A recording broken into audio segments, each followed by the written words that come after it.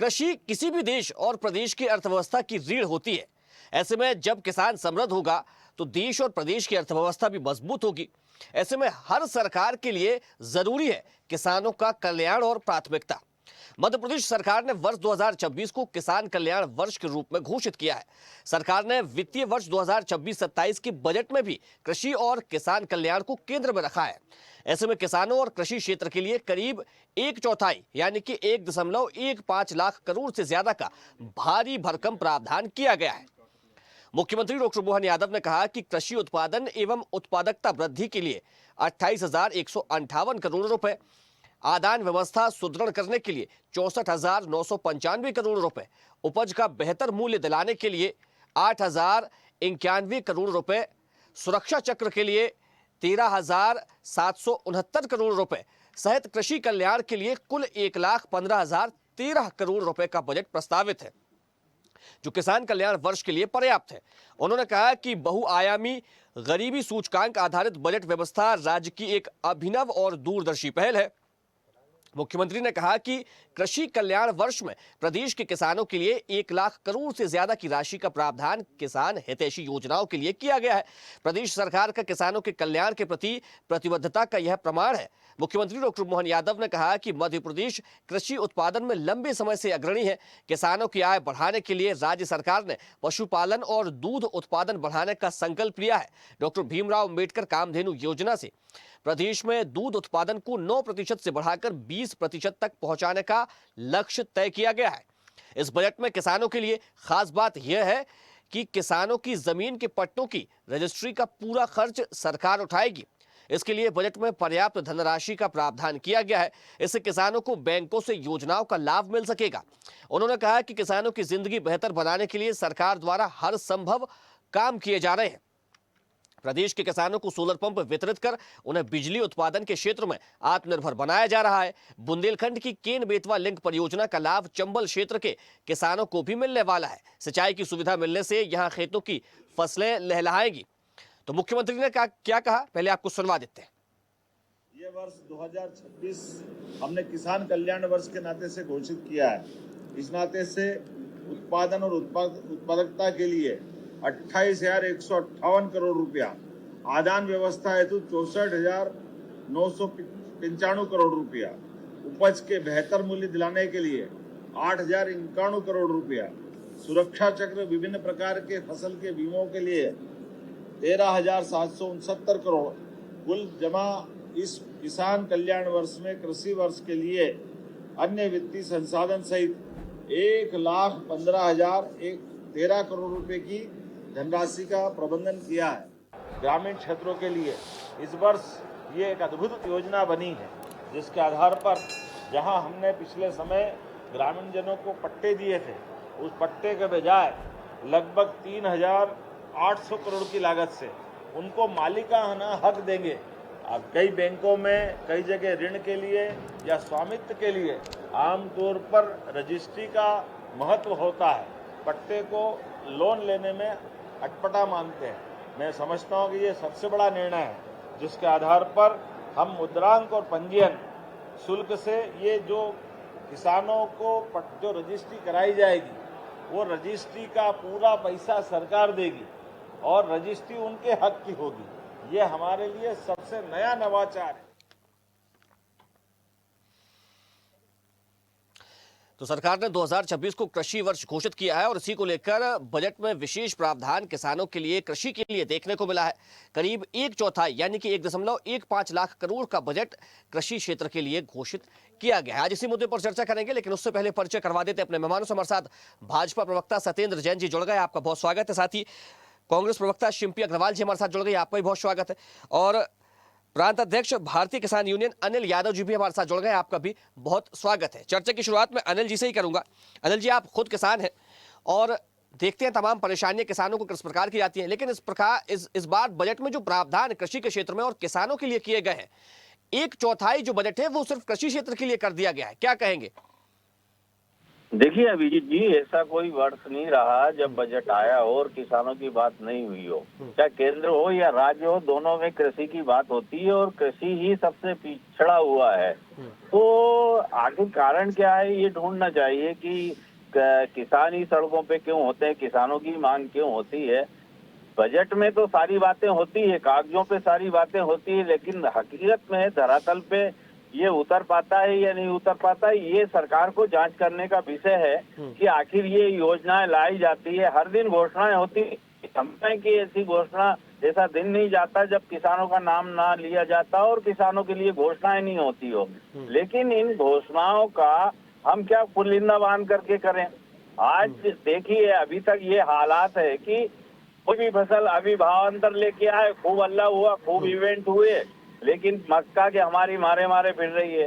अब मूंग की फसल आएगी, मूंग की दिक्कत हो जाएगी। सब्जी भाजी दाल वाल की बात करते हैं, सभी ले लीजिए, कोई भी फसल ले लीजिए, एक में अगर कुछ कर देते हैं तो अभिजीत जी हल्ला इतना होता है कि किसानों के लिए इतना कुछ किया है सरकार ने, लेकिन सही मायने में जमीन पे कोई भी काम योजनाएं नहीं कर रही हैं, सिर्फ कागजों पे योजनाएं हैं। सब्सिडी खाने का एक माध्यम बना रखा है किसानों को।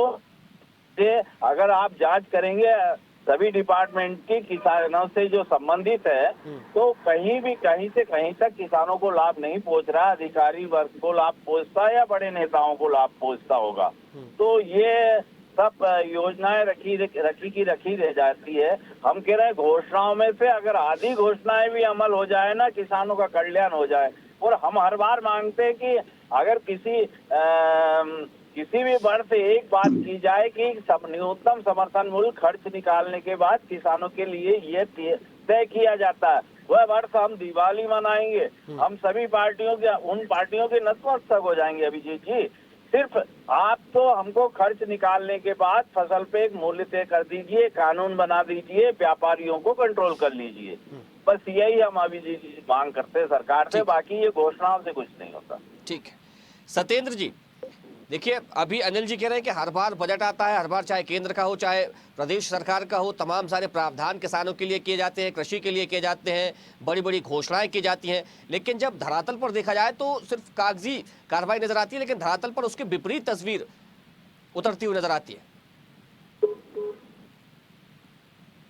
देखिए बिल्कुल ऐसा बिल्कुल भी नहीं है। उनको शायद कांग्रेस सरकार की जो अव्यवस्थाएं रही उसके कारण उन्होंने कहा होगा कि कांग्रेस सरकार में ये आम रहता था। और जो बात है, जो आज हम लगभग 2 दर्जन से ज्यादा फसलों पर चाहे वो समर्थन मूल्य के ऊपर खरीदी करते हैं या भावांतर भी दे रहे हैं अभी, और लेकिन कांग्रेस के समय भी ये फसलें होती थी, लेकिन कांग्रेस 4 फसलों पर भी नहीं दे पाती थी और वर्षों तक 1956 से गठन हुआ, 1965-66 में कृषि मूल्य निर्धारण आयोग का गठन हुआ और उसके बाद से ही फिर हमारे यहाँ, लेकिन मनमोहन सिंह जी की सरकार रही तब तक 4 फसलों पर ही समर्थन मूल्य दिया जाता था। प्रधानमंत्री श्री मोदी जी को भगवान रूपी की जनता ने और बलराम रूपी किसानों ने, जो हम कहते हैं ना, अन्न के स्वामी की जय हो, अन्नाणाम पट्टे नमः क्षेत्राणाम पट्टे नमः, ऐसे अन्न के स्वामी और क्षेत्र के स्वामी, उन्होंने जनता आशीर्वाद दिया, सत्ता में आए तो आज 2 दर्जन से भी ज्यादा फसलों पर हम समर्थन मूल्य देते हैं। और निसंदेह हम किसानों के लिए जो 6,000 रुपए प्रधानमंत्री जी देते हैं, 6,000 रुपए हम मध्य प्रदेश की डॉक्टर मोहन यादव जी की सरकार मिलाती है, वैसे 12,000 रुपए दे रहे हैं। ऐसे अनेक योजनाओं के द्वारा लाभ भी दिया जा रहा है। तो हम लगभग 4 लाख देखिए करोड़ सत्येंद्र रुपए जी, से ज्यादा निश्चित तौर की पर सरकार की ओर राशि से हम जो काम किसानों किया जा रहा है के उनको बीच नकारा नहीं जा सकता है, क्योंकि देखिए सिंचाई का रकबा बढ़ा है, खेती का रकबा भी बढ़ा है, तमाम सारी योजनाएं किसानों के लिए चलाई जा रही है, लेकिन फिर भी किसानों की जो स्थिति है नहीं, फसल वो उत्पादन नहीं बढ़ा उस है। हद तक नहीं सुधर पाई है जैसी स्थिति किसानों की होनी चाहिए थी। देखिए निसंदेह हम तो चाहते ही हैं और हम वो पूर्ण रूपेण पूर्ण मनोयोग से मनसा वाचा कर्मणा, वो भगवान रूपी किसानों की, बलराम रूपी किसानों के कैसे उत्थान हो उसके लिए लगे हुए हैं। और आप देखिए, अगर हमारी भावनाओं में कमी होती तो हम ये भाव नहीं जागृत करते कि हमारा जो बजट होता है वो ज्ञान से ज्ञानी की तरफ चला गया, ज्ञानी बजट आ गया। साथ ही साथ जो वर्ष चल रहा वर्तमान वर्ष, इस वर्ष को कृषि और कृषक कल्याण वर्ष, कृषक समृद्ध वर्ष हमने घोषित किया हुआ कि हमारे भगवान रूपी के जो किसान हैं वो समृद्ध हो। तो कृषक समृद्धि वर्ष का थीम रखी। और आप देखिए जो बजट है, जो लगभग 1,15,000 करोड़ रुपए से ज्यादा का जो बजट हमने किसान के लिए, कृषि के लिए रखा हुआ है। और कृषि में भी देखिए उसका भी प्रावधान किया गया है कि 28,158 करोड़ रुपए जो रहेंगे वो उत्पादन एवं उत्पादकता, प्रोडक्शन से संबंधित रहेगा। और 65,000 आदान व्यवस्था सुदृढ़ करने हेतु किसानों को जो हम लाभ देते हैं, जो समर्थन मूल्य पर राशि उपार्जन करते हैं हम फसलों का, वो उपार्जन जब होता है तो उसके बाद उनको लगभग 64,995 करोड़, मतलब 65,000 करोड़ रुपए का हम उसमें प्रावधान किया हुआ है। इसी प्रकार और जो 8,091 करोड़ रुपए का बेहतर मूल्य दिलाने के लिए सुरक्षा चक्र जो है फसलों का, उसके लिए 13,769 करोड़ रुपए का प्रावधान है। कुल राशि 1,15,013 करोड़ रुपए हमने रखा हुआ है, कृषि के लिए ही रखा हुआ है। तो ये हम काम कर रहे हैं और आगे भी करते रहेंगे। और निसंदेह हमने जो संकल्पना ली थी जब प्रधानमंत्री श्री नरेंद्र मोदी जी ने शपथ ग्रहण की, उसके बाद उन्होंने संकल्प लिया था किसानों की आय दुगनी करने का। उस समय जो 64,000 रुपए प्रति वार्षिक आय हुआ करती थी, और वह भी हमने बढ़ा करके अब हमारी मध्य प्रदेश की आय जो है प्रति व्यक्ति आय वो 1,69,000 है, या लगभग 1,70,000 के आसपास पर कैपिटा इनकम भी हमारी हुई है। और 2 वर्ष में ही लगभग 20% की वृद्धि हुई है। 2 वर्ष में ही लगभग 1,42,000 से 1,70,000 के आसपास हम पहुंच गए। तो मतलब हमने 38,000 रुपए उसमें बढ़ाए हुए हैं। तो ये 28,000 रुपए, तो ये बहुत बड़ा काम हमारी सरकार में डॉक्टर मोहन यादव जी की सरकार कर रही है। तो ऐसे अनेक कार्य हम करते जा रहे हैं। निसंदेह कुछ समय में आप देखेंगे कि हमारे जो किसान हैं वो है समृद्ध भी रहेंगे, और आगे उनके लिए देखिए 79,000 करोड़ रुपए हमारी सुजलाम सुफलाम योजना में है। और आप देखेंगे कि किसानों का मध्य प्रदेश की कृषि की विकास दर लगभग 16 से 17% के आसपास चल रही है। 16% के अलावा कृषि विकास दर है मध्य प्रदेश की। देश की अगर कृषि विकास दर है तो वो लगभग 4.5% के आसपास है। तो आप देखिए मध्य प्रदेश का किसान देश के जो किसान है अन्य राज्यों के, उनके सापेक्ष में लगभग 5% तीव्र गति से कार्य कर रहा है। तो हम काम कर रहे हैं, कृषि हितैषी हमारी नीतियां हैं। तो यही कारण है कि हमारा उद्योग जो खाद्यान्न उत्पादन बढ़ रहा है, हमारा हॉर्टिकल्चर का रकबा भी बढ़ रहा है। तो आप देखिए मुख्यमंत्री डॉक्टर मोहन यादव जी भगवान रूपी बलराम रूपी किसानों के लिए क्या वेग देखिए, संवेग देखिए, प्रक्षेप देखिए, चाल देखिए। और यही कारण है कि हम 5 गुना से ज्यादा तीव्र गति से हमारी कृषि की विकास दर है मध्य प्रदेश की। ठीक है, शिल्पी जी क्या कहेंगे बजट को लेकर? जो देश का है कृषि क्षेत्र में जो बजट का प्रावधान किया गया, क्या कहेंगे? देखिए अभिजीत जी, पहली बात तो ये कि जब 2004-5 में श्री बाबूलाल गौर थे तो उन्होंने घोषणा करी थी कि हम मध्य प्रदेश के अंदर गोविंद ग्राम बनाएंगे और ये एक स्मार्ट टाउनशिप होगी। उनका कोई अता पता नहीं है। फिर 2015 में शिवराज सिंह जी कहते हैं कि हम स्मार्ट विलेज बनाएंगे, उनका कोई अता पता नहीं है। अब 2026 में माननीय मोहन यादव जी कहते हैं हम मध्य प्रदेश को मिल्क कैपिटल बनाएंगे। और मिल्क कैपिटल की स्थिति ये है कि खंडवा के अंदर गौशाला में 16 गाय भूख प्यास से तड़प के दम तोड़ देती है। तो ऐसे हम मध्य प्रदेश को मिल्क कैपिटल बनाने जा रहे हैं। अब बजट आया है, कृषि क्षेत्र में बड़ी बड़ी घोषणाएं हुई हैं। देखिए ये जनवरी के अंतिम हफ्ते की इसी साल की रिपोर्ट है, जहां पर 30 जिलों में बारिश होती है, 8 में ओले गिरते हैं। उज्जैन में एक किसान आत्महत्या कर लेता है। उसकी पीड़ा क्या होती है कि उसकी फसल खराब हो गई और वो अपनी बहन की शादी कैसे करेगा उसे नहीं पता है। यदि इतना समृद्धशील मध्य प्रदेश है, हम कृषि वर्ष मना रहे हैं, तो फिर हमारे इस किसान भाई को आत्महत्या करने की जरूरत क्यों पड़ती है? इसका जवाब दे सरकार। अब आप ये बता दीजिए कि न तो आप गेहूं पर, न धान पर, न सोयाबीन पर, जो आप ही की सरकार के निर्धारित समर्थन मूल्य हैं, उनके ऊपर आप फसलों को खरीद नहीं पा रहे हैं। बजट में आप इसकी कोई घोषणा नहीं करते हैं। आप कहते हैं कि हम बिजली के बिलों को माफ करेंगे, किसानों को उनको हम रियायतें देंगे। तो सबसे पहले तो मध्य प्रदेश सरकार ये बता दे कि हमारी जो तीनों बिजली वितरण कंपनियां हैं वो लगभग 70 करोड़ के घाटे में चल रही है। और उन्होंने स्वयं 26-27 के लिए सरकार के सामने ये प्रस्ताव रखा है कि बिजली का जो वितरण है वो 10% दर बढ़ाकर करेंगे। ऐसे में ये किसान भाइयों का भला कैसे करेंगी, इसके ऊपर भी दृष्टि डालें। और क्या हुआ आपकी अटल ज्योति सरकार? हाँ, एक मिनट, उसी पे आ रहे हैं अभिजीत जी। क्या हो गया इनकी अटल ज्योति कृषक योजना का? क्या हो गया इनके सोलर पंपों का? अभी कैसी धांधली निकल कर आई है सोलर पंपों में विभिन्न जिलों में, जहां इन्हीं की सरकार ने कहा कि हम सोलर पंप पे 90% 20% की सब्सिडी देंगे, लेकिन ग्राउंड रिपोर्ट क्या आ रही है कि 20% की सब्सिडी मिल रही है और 70% बैंक से लोन मिल रहा है। क्या बैंक ये लिखकर देगा कि ये 70% का भुगतान सरकार करेगी, या फिर आप पुनः किसान को कर्जे के अंदर डाल रहे हैं? और यही भारतीय जनता पार्टी सरकार जो चिल्ला चिल्ला के महिमा मंडन कर रही है कि हमने रकबा बढ़ा दिया, तो क्या इस मासूम सरकार को ये नहीं पता कि जब रकबा बढ़ता है तो यूरिया की लागत भी बढ़ती है, उसकी आवश्यकता भी पड़ती है। लेकिन पिछले साल दोनों फसलें बीत जाने पर उर्वरक की क्या स्थिति थी, कैसा भंडारण था, कैसा वितरण था, और हमारे किसान भाई पूरा दिन सड़कों पर किस तरीके से लट्ठ खाते रहे, वो पूरे देश ने देखा। घर घर खाद योजना लेकर आते हैं और 2 दिन बाद खबर आती है कि एक महिला किसान लाइन में लगी रहती है, उनकी मृत्यु हो जाती है। इस तरह की इनकी ये योजनाएं लेकर आते हैं। और आपको सोयाबीन की स्थिति बता देती हूँ, मध्य प्रदेश सोयाबीन स्टेट कहलाता है। सबसे पहले तो केंद्र के बजट में सोयाबीन पर, मक्का पर, कपास पर, तेल बीज पर कोई चर्चा नहीं होती है। हमने यहाँ से 29 सांसद दिए हैं, लेकिन ये 29 सांसद मिलके हमारे मध्य प्रदेश की एक भी फसल को केंद्रीय बजट में स्थान नहीं दिलवा पाते हैं। सोयाबीन का रकबा 10% घट जाता है। आप ही की एमएसपी निर्धारित थी लगभग 5,328 रुपए की, लेकिन मध्य प्रदेश का जो बाजार भाव है वो 3,000 से 3,500 पर गया है। भावांतर योजना एक फ्लॉप योजना निर्धारित होती है और हमारे कितने सारे किसान भाई हैं जो सीएम हेल्पलाइन के ऊपर शिकायतें करते हैं और उनका कोई निराकरण नहीं होता है। तारबंदी मध्य प्रदेश में एक बहुत बड़ी समस्या है जिसके ऊपर भारतीय जनता पार्टी की सरकार कुछ नहीं बोलती है। जो आवारा पशु हैं उनकी वजह से जो रबी की फसलें हैं हमारे किसान भाइयों की वो खराब हो जाती हैं। कितने किसान नेता ये मांग कर चुके हैं कि तारबंदी के लिए कोई राज्यव्यापी योजना लेकर आई जाए, लेकिन भारतीय जनता पार्टी इस पे चू नहीं करती है। लागत कितनी आती है? अगर हाथ की तारबंदी होती है तो 80,000 से लगभग 1.5 लाख का खर्चा आता है। अगर सोलर तारबंदी होती है तो 2 से 2.5 लाख का खर्चा आता है, लेकिन इसके ऊपर भारतीय जनता पार्टी बजट में कोई भी प्रावधान नहीं करती है। आज हमें प्रोसेसिंग यूनिट्स की जरूरत है। कितने प्रोसेसिंग यूनिट्स के ऊपर बजट के अंदर चर्चा हो गई? न केंद्र के बजट में, न राज्य के बजट में। एमएसपी तो छोड़ दीजिए, आप अपनी एमएसपी पर फसलें नहीं खरीद पा रहे हैं, लेकिन अगर हमें प्रोसेसिंग यूनिट्स का लाभ मिलता है तो वो एमएसपी से भी बेहतर साबित होगा। ठीक है सत्येंद्र जी जवाब दीजिए। देखिए, जवाब तो पहली बात ये है, जब ये सरकार में होते हैं ना तब ये सिर्फ और सिर्फ दलाली का अड्डा बना देते हैं। और जब 15 महीने की कमलनाथ जी की सरकार रही अभी ये, तो ये इनकी सरकार ने भ्रष्टाचार ही किया और ना कुछ राहत दी, किसानों को भी नहीं दी।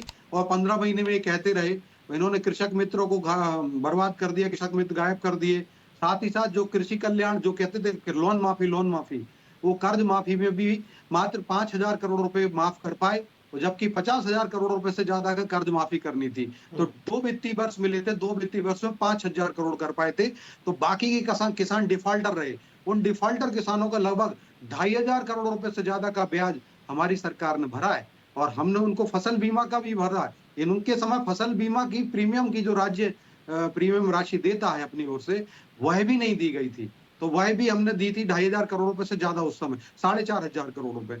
ऐसी हमने सारी फसल बीमा की राशि भी हमारी सरकार ने भरी। और किसानों को जो ब्याज लगा था जो कर्ज पे, वो ब्याज भी हमारी सरकार ने भरा। लेकिन कांग्रेस सरकार जब शासन में रहती तब तो कुछ नहीं कर पाती है, विपक्ष में रहती है तो जिस मुद्दे की बात होती है उस पर नहीं बात करेंगे। तो कांग्रेस ने सदैव और भड़काने का काम करती है। जब सत्ता में रहती है तो सिर्फ और सिर्फ सत्ता की चाशनी का लाभ लेते हैं और कुछ नहीं करते हैं। तो सत्ता रूपी चाशनी का भोग करते हैं पान करने वाली कांग्रेस पार्टी। अभी कांग्रेस पार्टी कह रहे हैं गाय का, अब बताइए कैपिटल गाय का दूध, अच्छा गाय का दूध या तो मान लें कि अभी उत्पन्न होने लगा, पहले नहीं होता था। और हम तो कहते हैं ना गौमय बसते लक्ष्मी, गावा सर्व सुख प्रदा या गावा विश्वस मात्रा। तो गाय विश्व की माता है और गाय के लिए तो जो बोला गया। तो आप बताइए, गाय के दूध को खरीदने का कार्य भी डॉक्टर मोहन यादव जी की सरकार कर रही है।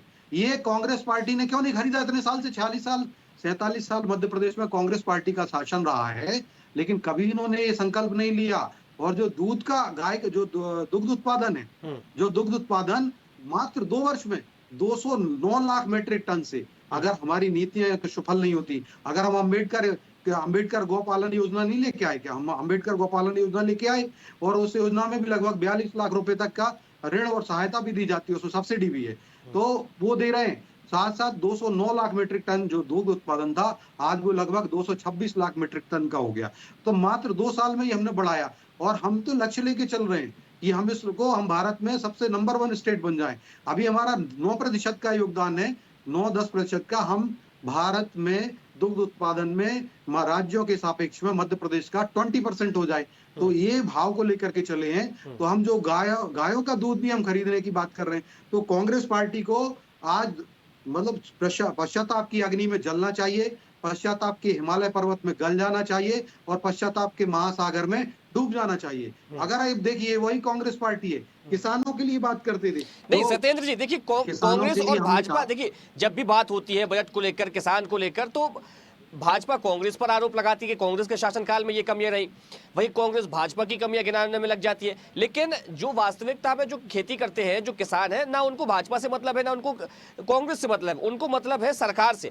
सरकार उनके लिए क्या कर रही है, उनका बेहतर उत्थान कैसे हो सके, उनकी फसलों को सही दाम कैसे मिल सके, उनकी जीवन शैली में परिवर्तन कैसे आ सके, ये तमाम चीजें होती हैं, जो चुनौतियां उनके जीवन में रहती है, उनसे कैसे निपटा जा सके, ये किसान की जो है वो समस्याएं रहती है। तो किसान ना भाजपा की ना कांग्रेस की, किसान उस व्यक्ति की होती है, उस सरकार की होती है जो उनके लिए अच्छा काम करे। लेकिन उनके लिए कब अच्छा काम किया जाएगा, ये आशाएं हमेशा से किसान की रहती है। जब किसान अपने खेत की मेड़ पर बैठता है, अपनी फसलों को देखता है ना, तो उसका दिल पसीज जाता है, क्योंकि उसको लगता है कि अब ये जो फसल आएगी उसके बाद उसको क्या दाम मिलेंगे, उसको क्योंकि तमाम कर्ज अपने चुकाने रहते हैं, तो उसकी बड़ी आशाएं होती हैं। तो उस दिशा में जब उसको फसलों के सही दाम मिलने लगेंगे ना, तो ये बहस हमें करनी ही नहीं पड़ेगी। सत्येंद्र जी, देखिए बिल्कुल आप सही कह रहे हैं, और हम उसी दिशा में ही आगे बढ़ रहे हैं। We are finding solution for every problem. We are, और Congress party is the part of the problem. As for as अगर कांग्रेस पार्टी स्वयं में एक समस्या है, वो कभी समाधान ढूंढा ही नहीं। मैंने बताया ना, 15 महीने इनकी, 1.5 साल इनकी सरकार रही, लेकिन ये स्वयं में समस्या रही। आप बता दो, चुनौती के साथ पूछता हूं, जो मैंने पहले कहा 2 लाख रुपए का एक किसान का कर्ज माफ नहीं हुआ, 50,000 करोड़ रुपए से ज्यादा की कर्ज माफी कर सकते थे। उस समय में भी हमारा बजट 2.25 लाख करोड़ से आसपास ज्यादा था, 2.5 लाख करोड़ के। तो कांग्रेस पार्टी ने चाहती तो एक बार में 50,000 करोड़ माफ कर सकती थी, लेकिन नहीं। अनिल जी, 3,000 करोड़, अनिल जी कितना सहमत है आप कितना सहमत है सत्येंद्र जी से, क्या कहेंगे?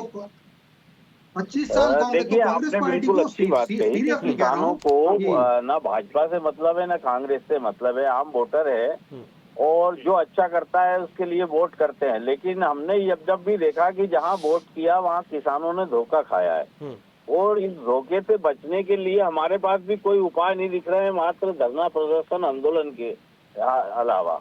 आपने देखे होंगे, कोई भी पार्टी रही, आंदोलन सड़कों पे देखने को मिलता है।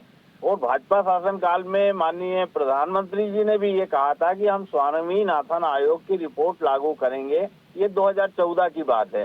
उस समय बड़े पैमाने पर किसानों के हौसले बुलंद हुए थे कि किसान चाह रहे थे कि उनकी फसलों के लागत मूल्य निकलेंगे। हाँ, उत्पादन की बात करें तो हम ये बोल रहे हैं उत्पादन बढ़ा है, लेकिन उत्पादन बढ़ने से जितना हम उत्पादन करेंगे उतना ही लॉस, घाटे में जा रहे हैं। अगर हम अभी उत्पादन कम कर दें, आधे से कम, तो कालाबाजारी होने लगेगी। सबको समझ में आ जाएगा कि यही चीज जो गेहूं 25 रुपए बिक रहा है वही 50 में खरीदे होंगे। तो हम तो वहीं के वहीं बैठे हैं। उत्पादन चाहे जितना बढ़ा लो, पानी चाहे जितना बढ़ा लो, भाई वहाँ आप ये बोलिए, अगर हमारे बच्चे अगर बाहर पढ़ने ना जाए, बाहर अगर नौकरी पेशा ना करें, कहीं फैक्ट्रियों उद्योगपतियों के पास ना जाए, तो पेट पालना मुश्किल हो जाता है किसानों का। तो किसान छोटी मोटा अपना व्यवसाय करके रोजी रोटी चला रहा है, और इसके अलावा उसके पास कुछ नहीं है। देखिए, पार्टियां आरोप प्रत्यारोप लगाते रहे, लेकिन कोई भी एक सामंजस्य बिठाकर दोनों पार्टियों को, ये भी देश का बड़ा मुद्दा है। आप जैसे कोई जंग लड़ते हो और उसमें सभी पार्टियां सहमत होती है, उसी प्रकार से एक बार किसानों के लिए सब मिलकर के बैठ जाइए और एक रास्ता निकाल लीजिएगा कि ये देश का अन्नदाता जो आज भरण पोषण कर रहा है, देश को संपन्न कर रहा है, उसका भी जीडीपी में हाथ है। उसके लिए इतना तो कर दिया जाए कि वो आत्महत्या ना करे, उसके परिवार को ठीक से चला सके। तो ये जो है रणनीति क्यों कोई भी पार्टी अपनाना नहीं चाहती, उसका मुख्य कारण ये है कि कहीं न कहीं उद्योगपति कारपोरेट जगत को फायदा पहुंचाना है। अगर ये किसानों को फायदा पहुंचाएंगे तो कच्चा माल उनको जो सस्ते दामों में मिल रहा है और महंगों में उसको प्रोडक्शन करके बना करके महंगे में बेच रहे हैं, वो नहीं बेच पाएंगे। अब इन्होंने कहा था कि ग्राम स्तर पर इकाइयां लगाई जाएगी, अभिजीत जी फैक्ट्रियां लगाई जाएंगी, ये किया जाएगा, सब दूर की कौड़ी है। आज तक कहीं उद्योग, कहाँ तो किसान उद्योग व्यापार में फंसेगा। अरे भाई, जो चीज है आपको, हमें मालूम है कि हमारी फसलों की लागत ये आ रही है, कौन सा प्रोडक्ट है दुनिया में जो बिना लागत निकाले बेच रहा हो, सस्ते में बेच रहा हो और आत्महत्या कर रहा हो? कौन सा वर्ग है ऐसा, बता दीजिए। किसान वर्ग को लेकर के कौन सा वर्ग बार बार सड़कों पे उतर रहा है किसान वर्ग के अलावा? तो ये इस प्रकार से गोलियां चलानी पड़ रही। कितने किसान गोलियों से भून गए, कितने किसान आत्महत्या कर लिए। तो ये जो गोलियां चलाने की, क्या हम आतंकवादी लोग हैं साहब? अगर हमारी हम मांग कर रहे हैं तो कहीं मुल्ताई में मारे जा रहे हैं, तो कहीं मंदसौर में मारे जा रहे हैं, तो कहीं कहीं मारे जा रहे हैं। तो ये गोलियों से भूना जाता है। जब हमारी अधिकारों की हम मांग करते हैं तो इस आजाद देश में अगर हमारों को गोलियां चलाई जा रही है, मांगे उठाने पर आंसू गैस के गोले दागे जा रहे हैं, ध्यान नहीं दिया जा रहा है, तो कैसे मान ले कि कोई हमारा भला कर रहा है? अभिजीत जी, ठीक है। देखिए, समय हो गया, इस चर्चा को यहीं विराम देना पड़ेगा। हमारे साथ जुड़ने के लिए सत्येंद्र जैन जी आपका बहुत शुक्रिया, शिल्पी अग्रवाल जी आपका बहुत धन्यवाद और बहुत शुक्रिया। तो इस बार किसानों के लिए, कृषि के लिए सरकार ने बजट में विशेष प्रावधान किए हैं।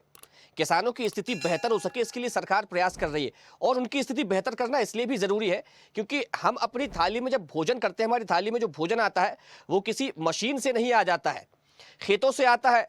और जब फसलें खेतों में आती है, खेतों में यानी कि लगाई जाती हैं जब फसलें, तो चाहे गर्मी हो चाहे सर्द हो, किसान अपने खेतों में पानी लगाते हैं, तपती धूप में वहां पर रहता है और बड़ी मेहनत करता है। उसकी कड़ी मेहनत के बाद ही हमारी थालियों तक भोजन पहुंच पाता है। इसलिए किसानों की स्थिति को सुधारना के लिए सरकार काम कर रही है और इसलिए सरकार ने विशेष प्रावधान भी इस बार के बजट में किसानों की स्थिति सुधारने के लिए किए हैं। फिलहाल चर्चा में इतना ही। देखते रहिए स्वदेश न्यूज, सबसे पहले देश।